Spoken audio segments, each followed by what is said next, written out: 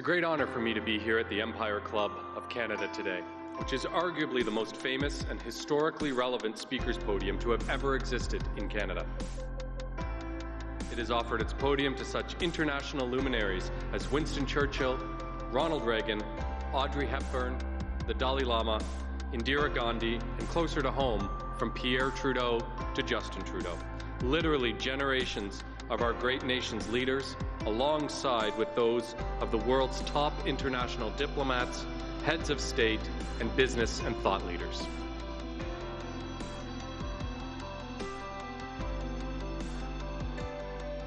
It is a real honor and a distinct privilege to be invited to speak to the Empire Club of Canada, which has been welcoming international diplomats, leaders in business and in science and in politics. When they stand at that podium, they speak not only to the entire country, but they can speak to the entire world.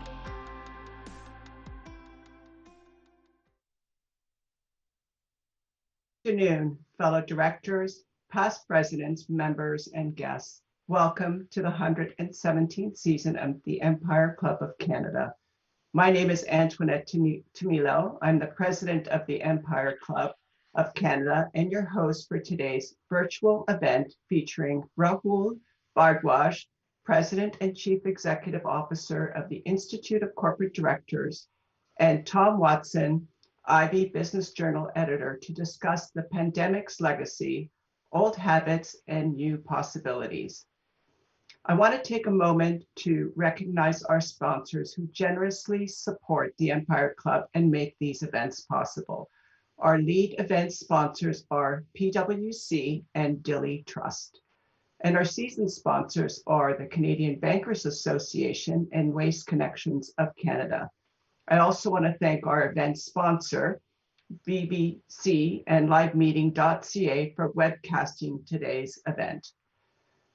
Now, I have a few logistical items to share before we get started. First, if you're finding your internet feed is slow, please see below and click the Switch Streams button. And don't hesitate to press the Request for Help button available to you if you're experiencing technical difficulties. Our team will be more than happy to assist you. It is now my pleasure to call this virtual meeting to order. I would like to introduce Tracy Riley, Leader Business Transformation for PwC's Global Assurance and Leader National Director Program, PwC Canada, to introduce Rahul Bhardwaj and Tom Watson. Thanks, Antoinette, and it's great to be here. And PwC is very happy to sponsor this event. At PwC, our purpose is to build trust in society and to help solve important problems. And COVID-19 is one of those important problems. For those of you who I haven't met, and Antoinette gave some background on me in that I sit on our global leadership team responsible for transformation. I have to say that I've spent a lot of the last 9 months helping to make sure that our audit teams around the globe are prepared to support our clients and deal with the complex issues that have arisen out of COVID-19. So whether that be extra work around valuations, going concern, or just being able to exchange documents with our client teams in this virtual world. In addition to my role at PwC, I'm a director with the ICD GTA chapter, where we work with Rahul and his national ICD team to advance the governance knowledge and skills of directors in Canada. And I guess, as Rahul would say, better boards, better companies, better Canada. In order to make this an interactive discussion today, I'm going to tee up a couple of polling questions. One of those will probably be appearing on the right-hand side of your screen now. I want to encourage you to respond so that we can really tailor the conversation. In addition to the poll, there will be a question box also located up on the right-hand side of your screen. So please use that to ask questions and let us know what's on your mind. And Tom will use that feedback that comes from polling and from the question box to really tailor today's conversation with Rahul. The COVID-19 pandemic has posed an unprecedented governance challenge and ushered in a period of extraordinary experimentation and innovation. And it's time for boards to question old habits and really start to imagine new possibilities. This was confirmed to me by a group of national directors at an ICD GTA chapter event that we hosted last week. When participants were polled, 96% of participants said that COVID-19 has forced boards to rethink at some level either their strategic role or their responsibilities. Only 4% of attendees said that there was little to no impact from COVID-19 on the strategic role and responsibilities of the board. So I'm very excited to introduce today's timely discussion titled The Pandemic's Legacy, Old Habits and New Possibilities. I'm going to provide some very brief introduction for our moderator and speaker. However, I know that they are already well known to you, and in addition, their full bios are linked to the event site. But let me start with Tom. Tom will moderate our discussion today. He's an award-winning business journalist. He's the editor-in-chief of Ivey Business Journal, and he's also a columnist with Financial Post magazine and contributor to Report on Business magazine and other leading business publications. I know he's going to do a great job of steering today's conversation. That brings me to Rahul, our speaker for today. Rahul is the president and CEO of the Institute of Corporate Directors. The ICD has over 15,000 members, and Rahul, through the ICD, is committed to improving national outcomes by growing the board leadership and governance capacities within Canadian business, agencies, and not-for-profits. Rahul currently serves on the board of the Rideau Hall Foundation, the executive committee of the Global Network of Director Institutes, as well as the Leader Council at the Institute of Leadership at the Ivey Business School. Rahul's vision for Canada has made him a sought-after presenter and speaker locally, nationally, and internationally, particularly on issues related to leadership and governance. I know he's going to share some great perspectives and insights over the next hour. So with that, we're going to put one more polling question up for you to answer. And if you could answer that while I hand over to Tom and Rahul, they will gather the feedback from the polls and the questions and really use it to steer the conversation. So Tom, over to you. Thank you very much for the kind words. Welcome everyone. Rahul, I'm looking forward to getting into the conversation, so we're just going to jump right in. Obviously, disruptive forces were in play prior to the pandemic. Long ago, we had a conversation about directors moving away from nose in, finger out to a more hands-on role in governance. But with social distancing, the restrictions of the pandemic, I'm wondering just how effective boards have been, what the specific challenges are, and what you're hearing. So can you talk a bit about the challenges specific challenges related to the pandemic that have been presented? Sure. So your question's got a lot built into it, Tom. So let me say from the outset, I've always said that, better boards making better decisions builds a better company, but of course a better Canada. And to do that, I said nose in, fingers out, which is something that we teach in our directors education program. So listen, maybe that's waning, and directors need to be what they call south of the border, a little bit more activist. Little did I know that some people thought that that was revolutionary, but the point was to be evolutionary. And let's just be clear, nose in, fingers out. Waning, perhaps, does that mean that the board's got to get into management's role? Absolutely not. That's not what's being said.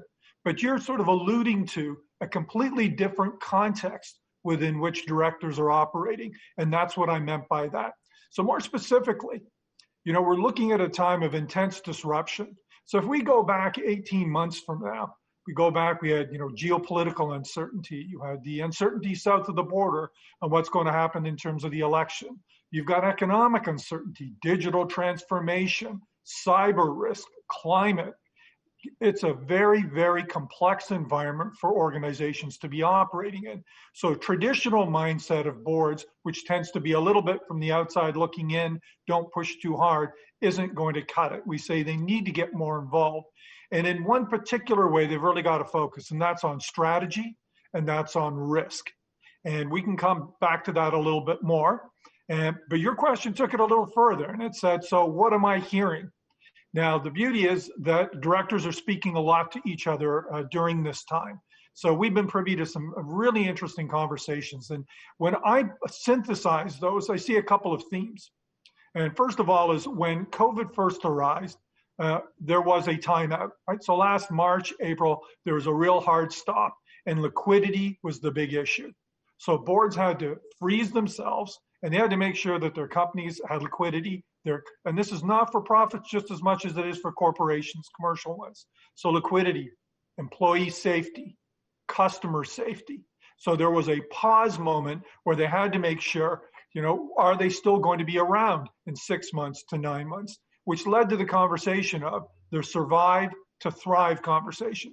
So more than a handful of boards and chairs that I spoke about said, listen, once we managed to stabilize, or at least sense that we had a direction we could stabilize in, now we started to look at, okay, what are the ongoing risks and what are the opportunities? We can come back to the opportunities in a second, but not every company or not-for-profit at that moment knew that it was going to be able to survive. So that opened up a host of other issues. Some companies and boards had to look at, okay, where do we go to literally, cut to be able to make sure that we're going to be around in 6 to 9 months.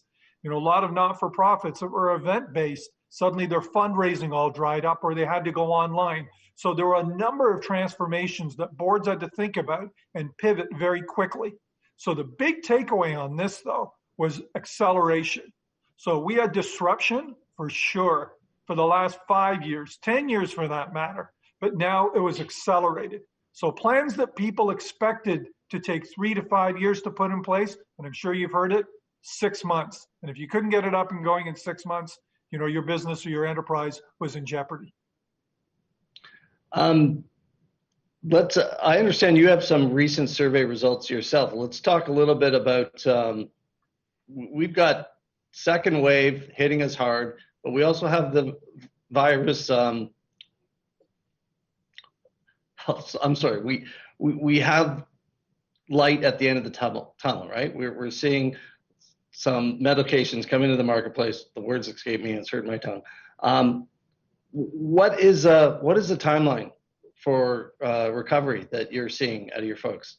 That's a great question, because we asked everybody, so what's your sense of optimism or pessimism, depending what it is? And we asked 2 questions.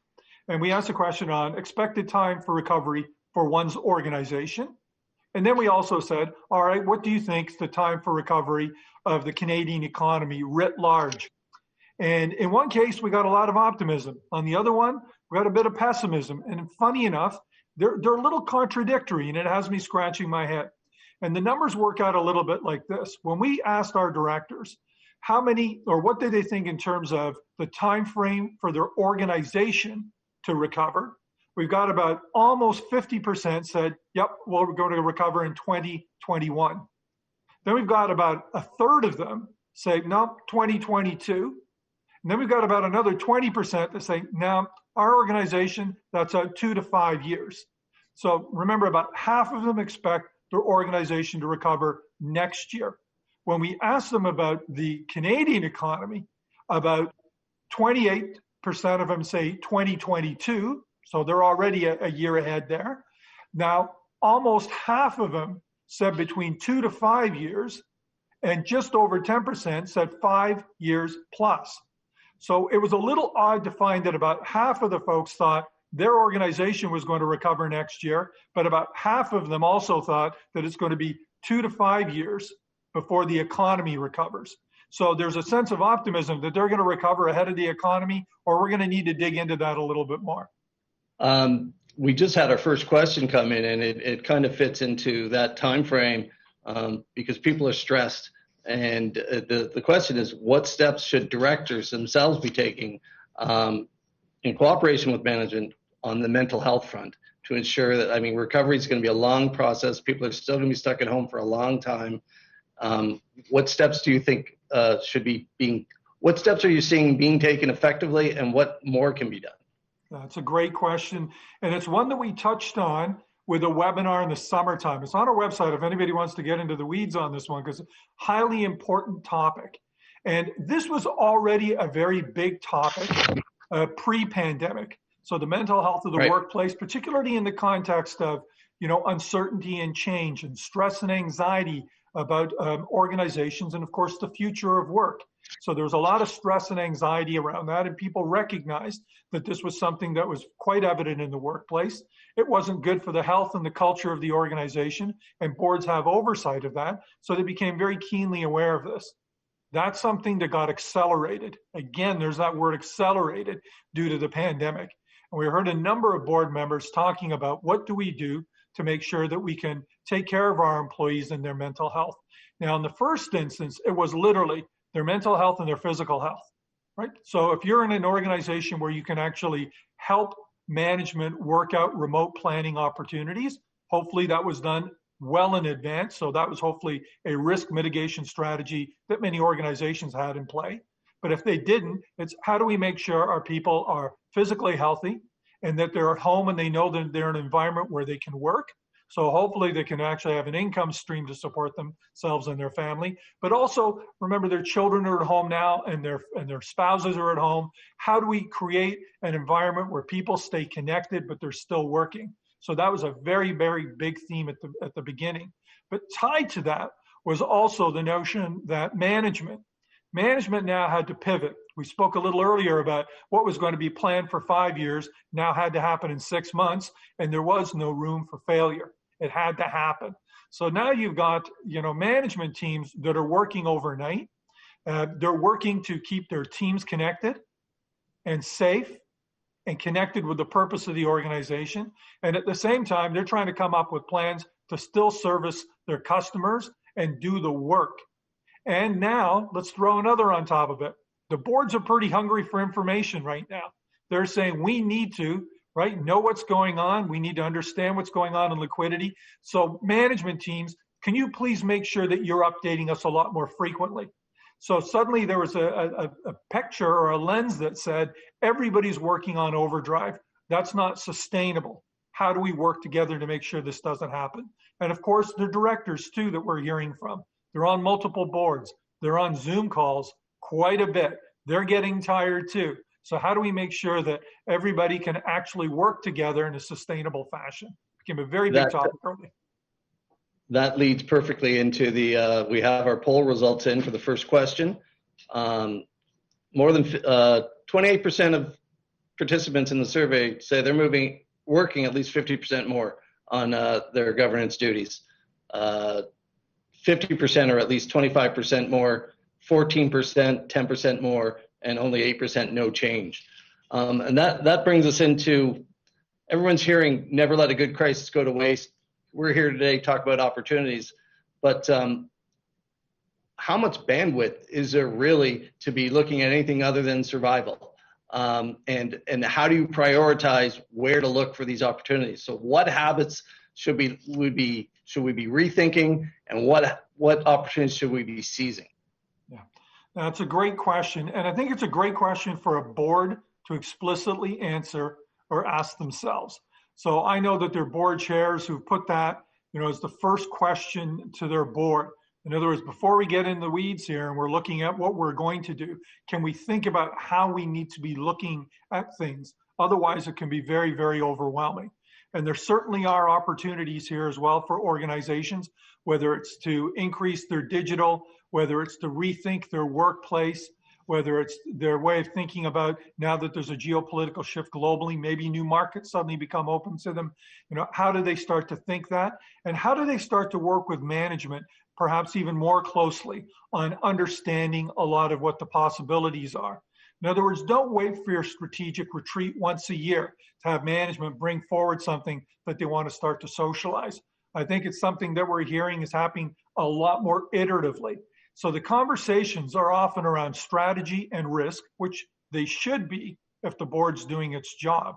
But when they're looking at risks, it's not only how do we mitigate the downside, but what are the opportunities that come up in the marketplace as a result of risk? And, the good boards have been doing this all along. Boards that have actually not had to do this for a variety of reasons, not because they're bad boards, but because their business wasn't going in a certain way that they didn't need to as explicitly. Now they need to really get into that. And let's not forget innovation being a very big part of that.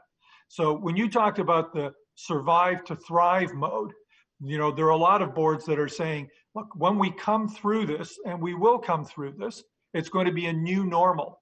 So it's not as if when we survive that we're going to thrive in the same environment as we just left. It's going to be new. It's going to be different. So what lens do we bring to that? So suddenly all these pieces start to come out, but in an accelerated time frame. Strategy, risk, so oversight from the board, and innovation. How do you spur innovation in an organization that's fundamentally going through crisis? Would part of this be utilizing more effectively the time between board meetings? Oh, completely. It's a really important point here. And, in our director's education program, one of the things we speak about often is, the asymmetry of information between management and the board. And, that usually came up from a perspective that the management team's in there, 52 weeks a year, and they've got all the information, and the board's got to make sure that they're getting the information they want and that they need, and that it's not being unduly filtered. And they're going to be spending a lot less time than management is in the operation of the business. And when I mean operation, I mean the oversight from the board perspective. But now we're in a situation where the board's going to want more and more relevant information very quickly. So that asymmetry, at least on the time periods, I think is going to narrow. And this is an enormous job for management to really find out what's relevant, make sure that that's what the board's looking for. So there's got to be, when we talk about better boards making better decisions, part of that is a management team that knows how to bring material forward to really leverage the most out of the board. So all of that is coming together much, much more quickly. And to your earlier point, the frequency of meetings, this is the refrain we've been hearing from everybody. And Zoom fatigue is usually what you hear at the end of that sentence. So obviously part of the opportunity, and I've heard you talk about it before, Canada has an opportunity to really sell our good governance as its competitive advantage, to take that to the next level. Is that what we're talking about when we talk about seizing the opportunity of the pandemic? We have momentum for change, so let's really focus on this competitive advantage. Sure, I think there are a number of competitive advantages, and for me, that's singularly the biggest one. I think, as I've said before, that it's time to make corporate governance Canada's global competitive advantage. We've actually got a good governance system, regulatory systems, and we've also got a culture of corporate governance in Canada. But sure, do we have our issues from time to time? That's going to happen. But we've got a commitment to directors' education. We've got a very vital governance association across the country. Everybody's talking about corporate governance. Commitment to diversity, and we can talk a little bit more about that later. But these are really important hallmarks, primarily because they build trust. And trust is the lifeblood of good corporate governance. And I think in Canada, we've done a really good job of that.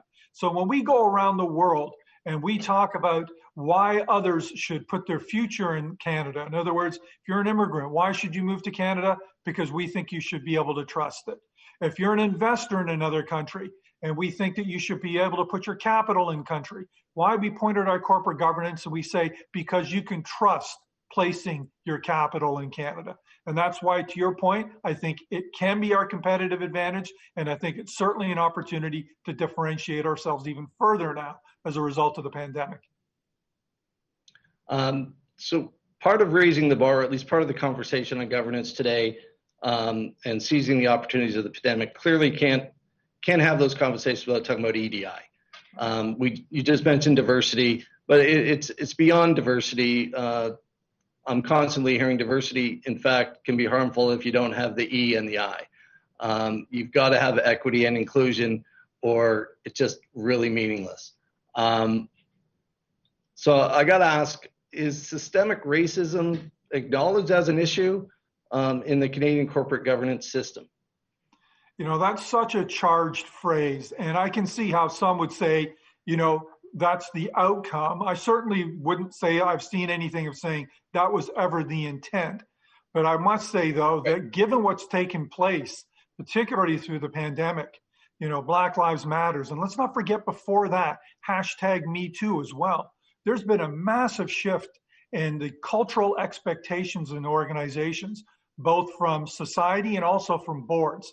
So board oversight of culture is an extremely important piece of what happens. And then boards are looking at the environment they're in, whether it's one of uncertainty, disruption, cyber, digital. It could be a space where they're looking at themselves and saying, are we exercising our fiduciary duty properly and well with the composition of the board that we have now? You know, we need the trust of our customers. We need the trust of our employees. There's an expectation of greater inclusion. What can we do, and how can we do that to further the strategies of the organization? Now, it's interesting to see two very important conversations come together around diversity and inclusion. There was a group, I would say largely a society, saying, you know what, it doesn't look fair.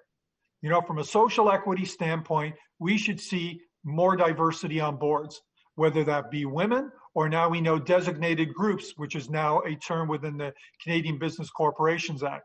But that's from a social equity standpoint. Now we've had organizations, and this is the company side, that looks at it and say, the more they study the benefits of diversity, you know, it spurs innovation, it reduces risk. Now they make a business case for it. And that's that classic two circles overlapping with that Venn diagram, if you remember from public school. Right. Now we've got a Venn diagram that says, you know what, diversity and inclusion, it's good for the company, it's good for society, let's get on with it. And, you know, you're absolutely right that the pandemic created a wave of this in a way that I don't think anybody could have predicted. But I would say 5 years ago, when I was speaking to boards about the importance of diversity, some folks were still scratching their heads around whether there was any benefit. Now, nobody. Everybody gets it. Everybody's there. Now, proof's in the pudding, though. We've got to make a lot more progress than we are right now.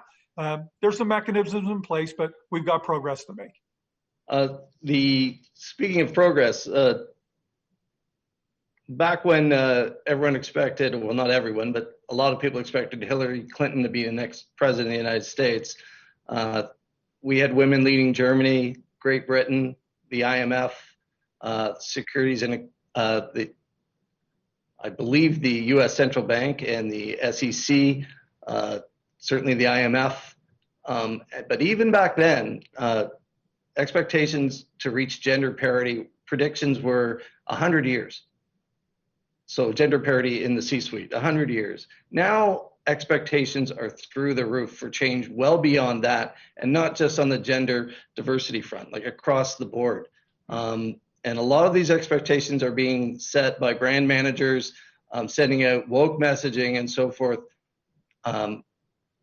Is it up to the board to live up to these expectations, or is this, and can we do it? That's a great question. Can we do it? Yes. Yes, we can do it. If we put our shoulders and we make a big deal about it, we want to make it happen, we can do it.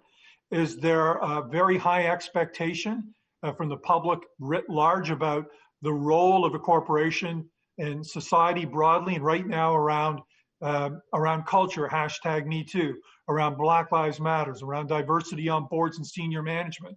Absolutely, and there are great organizations out there from Catalyst and others that have been working in this area for a long time. And I would say what we've done at the ICD is, we created a board diversity template. We're helping companies actually get a policy in place to actually help move their company forward on diversity. And a lot of people might look at that and go, wait a second, that sounds kind of goofy. What good's a policy going to do? Well, this is kind of my point. that when you get it into the DNA of an organization, when you get it linked to its strategy, that means it's board approved. That means you've got a policy. Now you can get on top and actually make some progress. And we all know that once you've got it in a policy, it'll tie into KPIs, it'll tie into compensation. And you can see that there's a lot of momentum there. We can see the CBCA, our big corporate statute, at least for the public companies under the CBCA, they've got a comply or explain regime. The securities regulators have that. The investment community, the institutional investors all want to see it. So capital is speaking. They want to see diversity on boards. The federal government's coming up with their 50-30 initiative right now. We have Black Lives Matters with a pledge. So you can see there's a lot of momentum happening here. So the expectation's going up there. But I think there are a lot of people who want to see this happen, and it's getting built into the DNA of companies. We've got to make quick progress, though. Otherwise, people will get cynical. In order to make this, obviously, the skill set for being a board member and particularly a chairman are evolving, not just on the expanded role and strategy and so forth, but to be a real influencer of corporate culture and so forth. So what skills are we missing, or what skills need further development? We have poll question 2 results in. Governance experience is the top skill being used asset right now.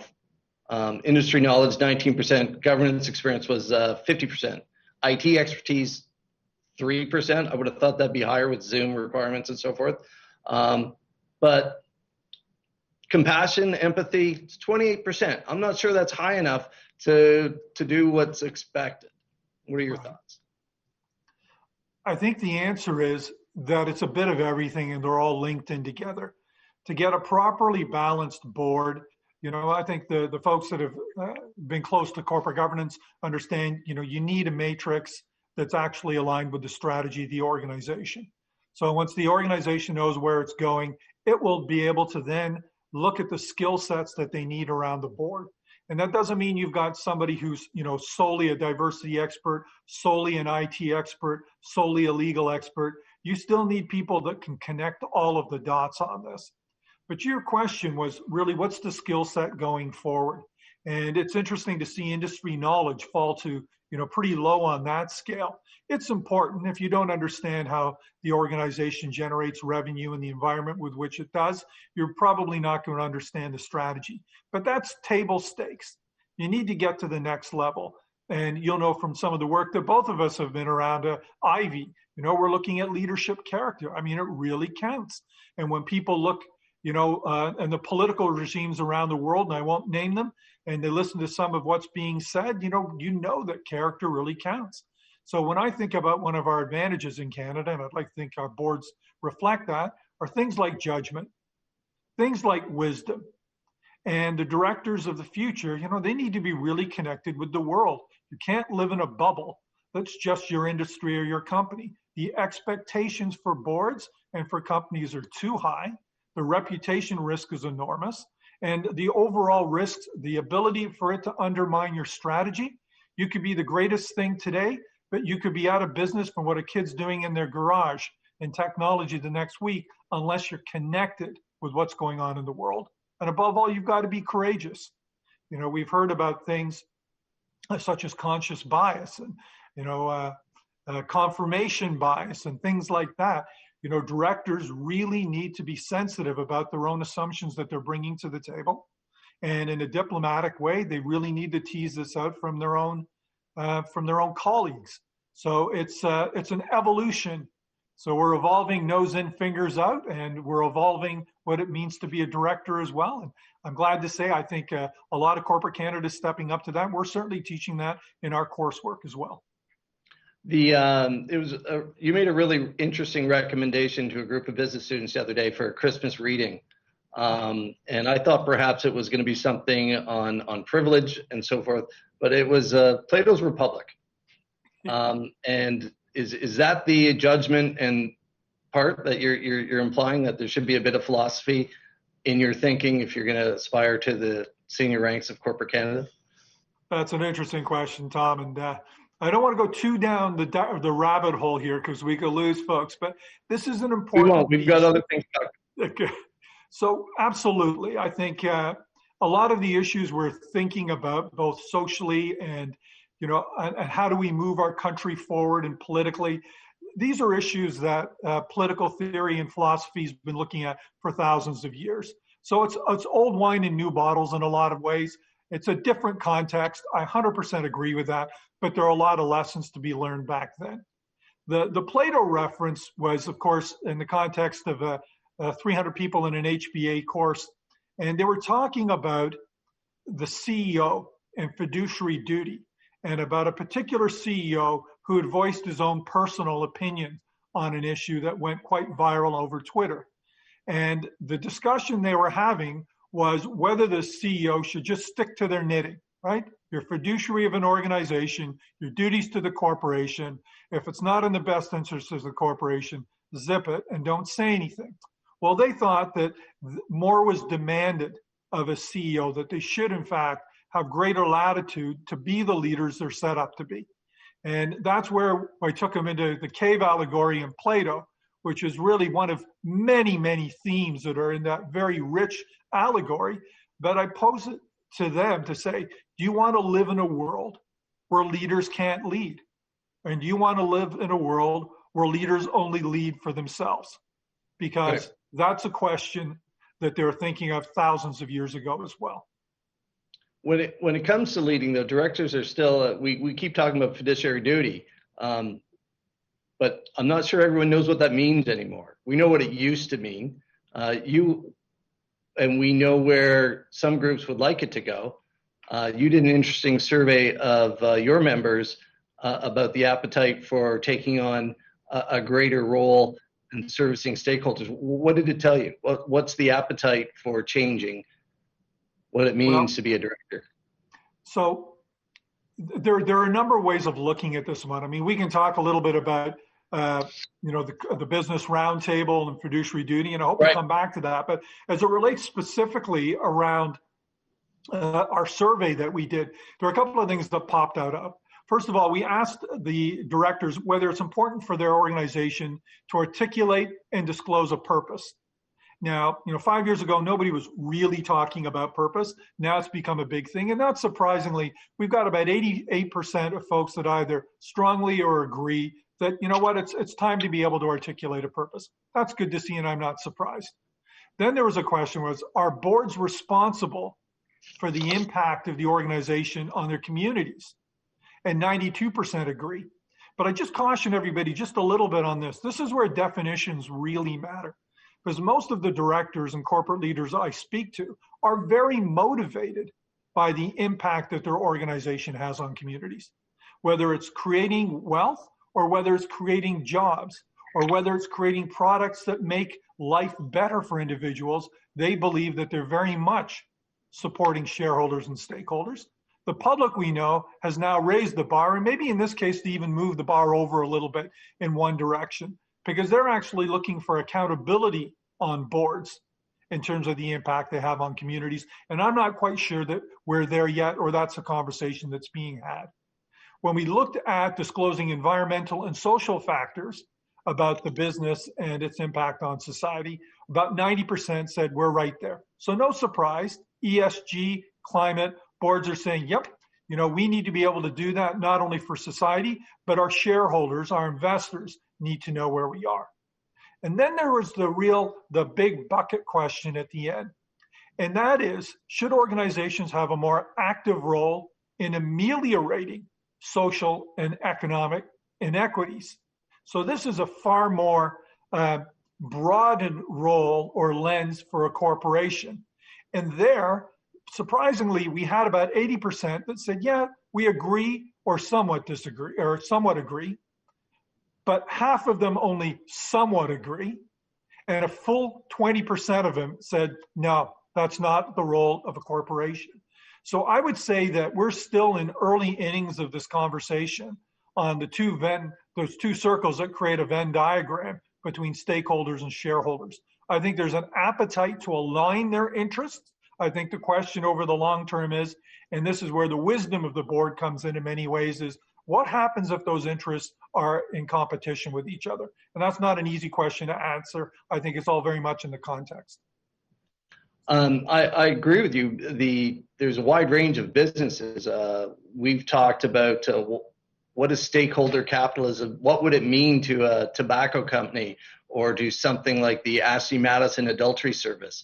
I think, and I'm wondering if you agree, that the idea of being very transparent about what your business is, what your goals are, what your corporate culture and philosophy is, and then let the market decide a little bit about how much they want to support you. But very, very clear transparency about what you're expecting from your board members, because the law isn't there behind stakeholder capitalism for sure. The expectations are, once again, public expectations well beyond what I think is supported by corporate law.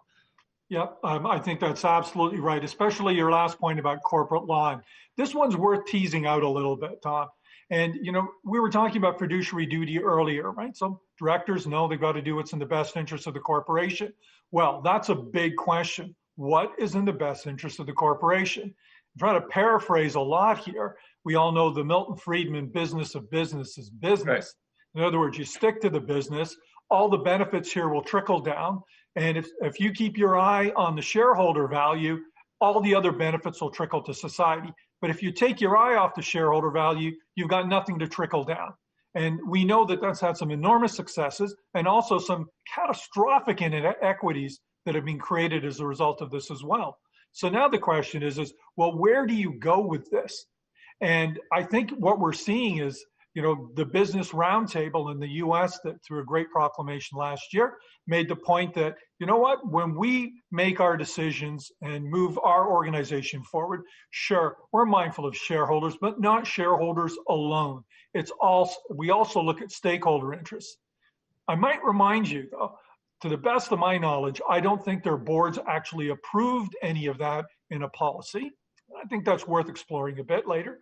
But I also think what was interesting is the Shareholder Association and the US also sent a letter saying, that's interesting, but that's not quite the reason or on the terms that we gave you our capital to invest on our behalf. So there's a little bit of a disconnect there. But we in Canada sat back quite, with a big smile on our face and said, stakeholder capitalism, we've already been there. We've been here for a while. And many of the audience will know about the BCE case that went to the Supreme Court. And of course, that was also captured in the recent amendments in our CBCA that said now, okay, directors, you may evaluate the impact on a series of stakeholders here. And I emphasize the you may. It's permissive. It doesn't say that you have to.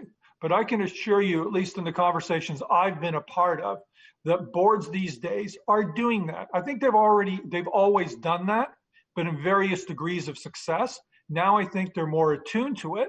And what they're seeking to do, I believe, from what I'm hearing from our members, is really align those interests of shareholders and stakeholders. Now, it could be in the context of a mergers and acquisition. It could be in setting up a facility or moving a facility. It could be a host of things, interacting with Indigenous groups. And the question is, though, you have these multiple interests that you want to align. The big question is what happens if they don't align? And that goes back to what do we need of directors in the future? And that's that wisdom and that judgment. Right. The point I always make is some boards have absolutely no problem authorizing borrowing money to pay special dividends. But it might be, I don't know many companies that borrow money to keep employees on when layoffs are coming. They take on debt to maintain employment. And that's what unfortunately, I think that's what the expectations are. And I think that fiduciary duty has to catch up or somehow be more transparent just so that everyone's on the same page. And I just don't see it. I think the business world is well-meaning and they're on the same page, but they're pretty focused on their jobs. And the job hasn't necessarily evolved as much as people expect it to have. We've talked a lot about meeting expectations and so forth and different challenges. I just wanted to ask one question about CEO pay. The professional world has clearly been able to lived through this pandemic easier than the working class. CEOs in particular have been doing really well over the last few years. And in the context of the brave new world, the post-pandemic world, stakeholder capitalism, whatever you want to call it, isn't it time to maybe pay senior executives based upon the real performance of their company, not on stock market? Doesn't that give them a stake in the wrong game? Right. So, of course, you're talking about it in the context of a public company. And remember, we've got a host of companies that aren't public companies, and that's a separate conversation. But there's a philosophy that links those two, and I'm going to come back to it. And, the comments that you made really speak to me about what's going on in the UK. So the UK, they're getting quite concerned about the disconnect between, shareholder value that's created and the CEO compensation. And I think they're looking at the right space, though. I mean, the whole point, and this is the role of the board and the compensation committee, is to be clear on what their strategy is, to understand where the value is created, and to ensure that their culture, so this is board oversight of culture, beyond harassment, beyond mental health, beyond #MeToo. It's a culture that incents the right behavior and compensates in a way that's also connected to the wealth it creates, whether it's for stakeholders or for shareholders. So it's sort of a long way around of saying, I think boards do need to continue to get more creative and about tying performance to the outcomes they're seeking and tying performance to how the company is doing. And of course, how the company is doing, we've got a host of different measures. We've got financial ones. We just finished talking about diversity and inclusion a few minutes ago.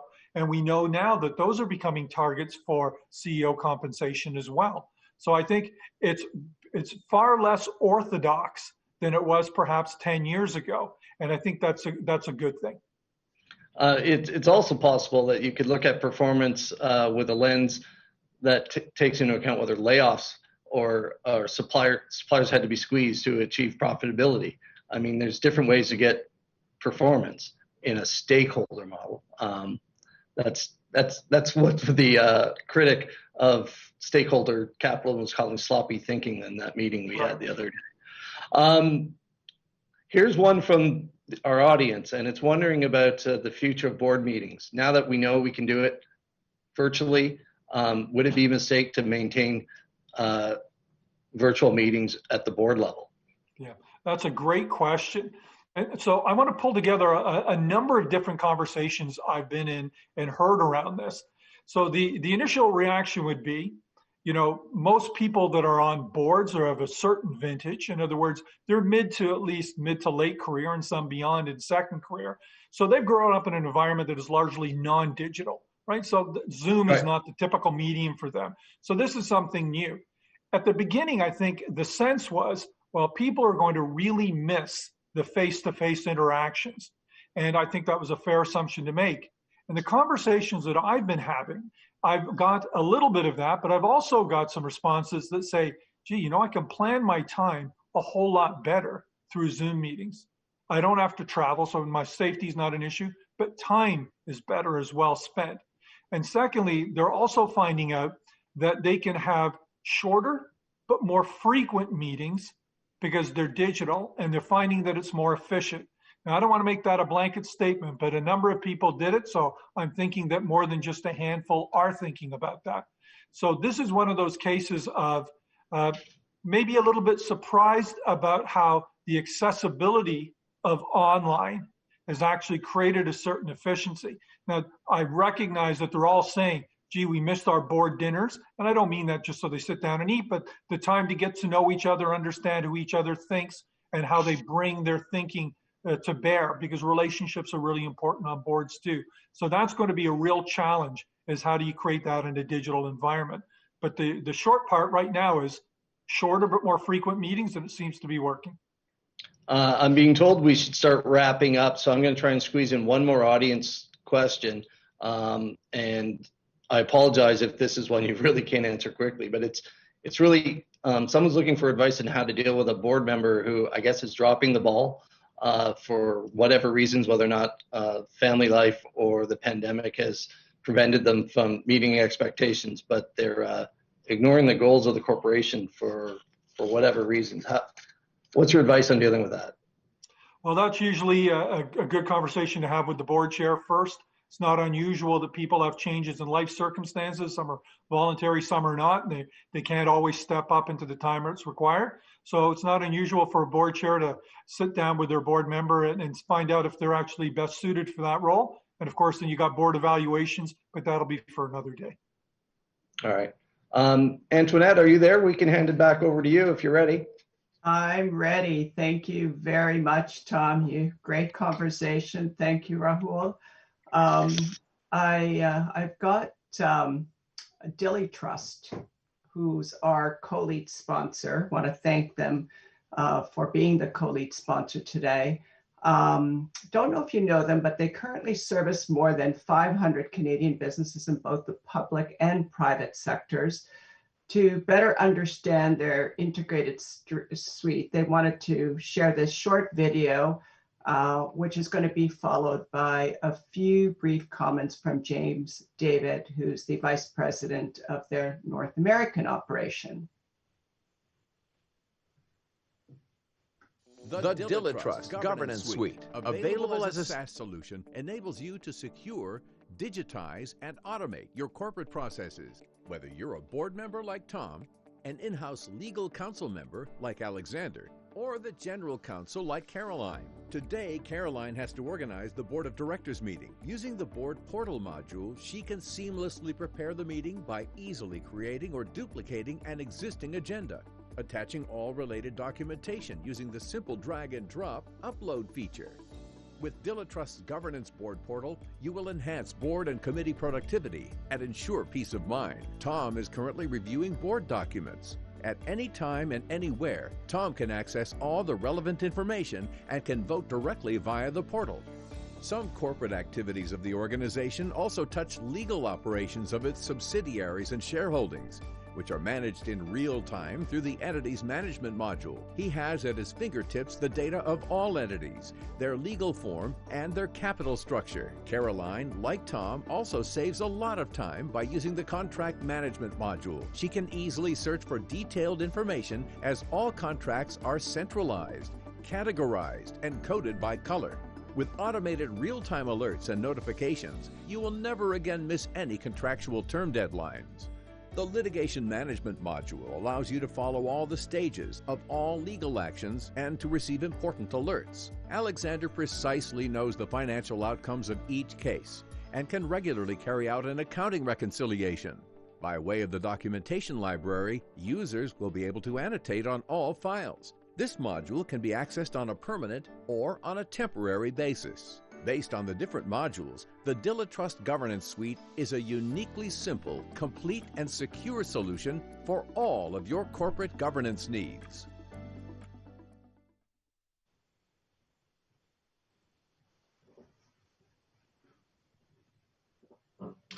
Thank you very much, Antoinette. I just simply want to take a moment to thank the Empire Club of Canada, Jahan Carson, and all the support staff for hosting this interesting conversation on the many challenges facing our corporate directors today.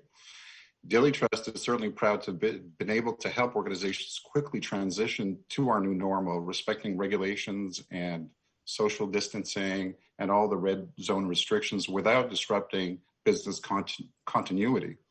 As of March, DigiTrust was especially proud to help mitigate disruptions of Canadian businesses while organizations were forced to quickly and securely implement a remote and distributed board, and of course, their workforce as well.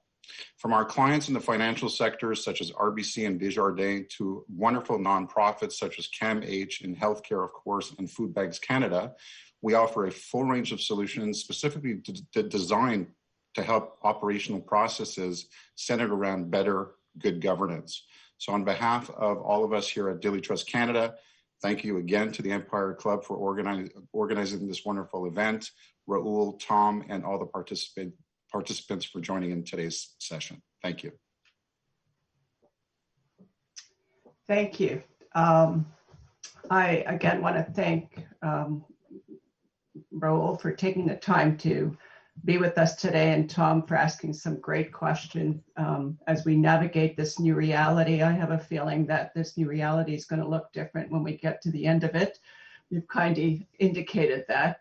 I think it's a major learning curve for everybody as we deal with it. And thank you for sharing some of your insights on what's going on, what to expect, and what we need to be thinking about.